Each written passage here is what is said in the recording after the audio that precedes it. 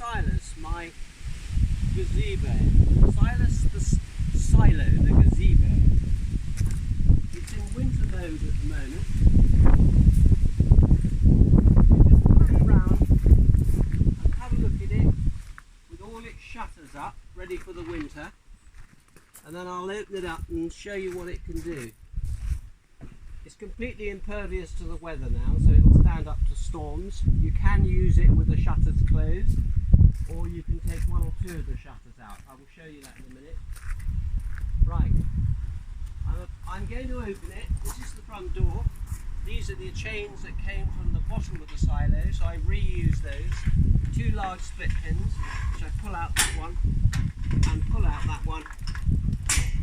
Remove the door cover, which I put to one side.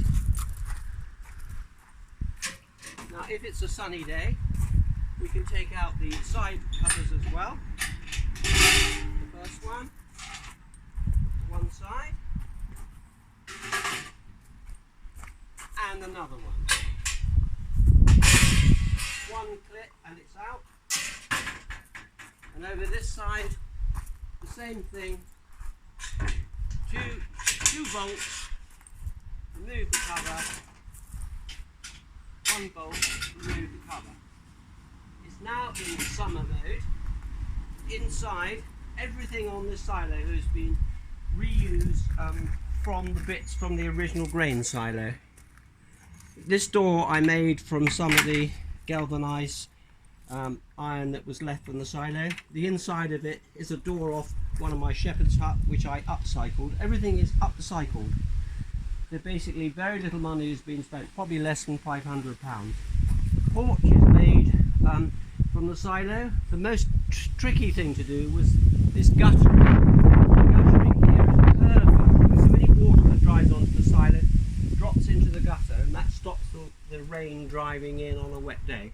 Although if it gets really wet, we can take the put the shutters in, however many shutters you want. And in here, this was the conical part of the silo, which was the extreme bottom. I've used the original silo galvanised pipe and up through the original hatch at the top. If you look at the ceiling, you'll see how I've done it. I sort of lined it with plywood and painted it. And this is an old candle thing I had, which I made to put on the pipe. So at night it's a lovely atmosphere. You can light all the oil lamps. You've got an oil lamp there, an oil lamp there, and there's more oil lamps going in. It's early stages.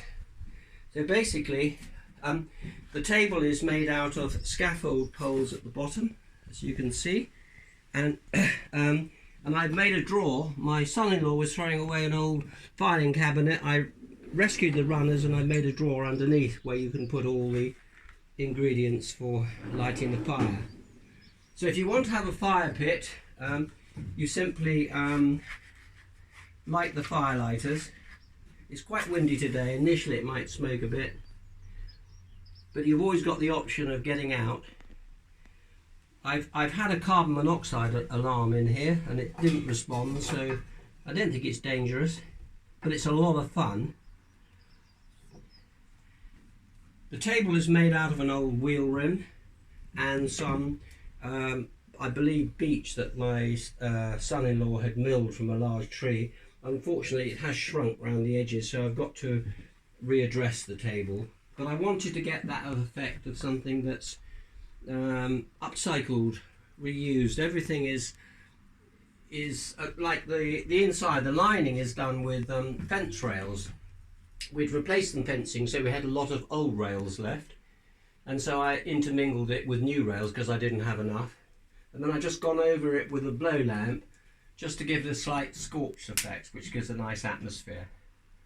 Now the fire's gradually getting going. You have the option of having a fire in the fire pit, or I've adapted it so, and I've made all this frame. I've used an old plant stand for the base of the barbecue, plus some other bits and pieces I've cobbled up. And so basically you've got adjustable racks. You can either have a barbecue on the bottom, you can either have it one shelf up, or you can have it right at the top, or you can remove it altogether. So basically that's how it all works. So it's a fire pit, barbecue, somewhere a refuge to get out of the rain, because we do glamping here, and people staying in our shepherd's huts love it because, well, I say love it, they haven't tried it yet, but I think they will love it. So potentially it's I think it should be a lot of fun. It's evolving all the time. I'm adding bits to it, interesting extras. I'm thinking about it all the time. I want to get some solar light in here. I want to avoid the use of electricity if possible, because the whole thing is it to be off grid, although I do have a power point outside. It would be just nice for the whole thing to be just natural, and just I may have solar lights inside which will give a nice effect. It's got great potential, so you can sit in here, look, enjoy the views and the horses if they're in the paddock, and hopefully it'll give people a lot of enjoyment in the future.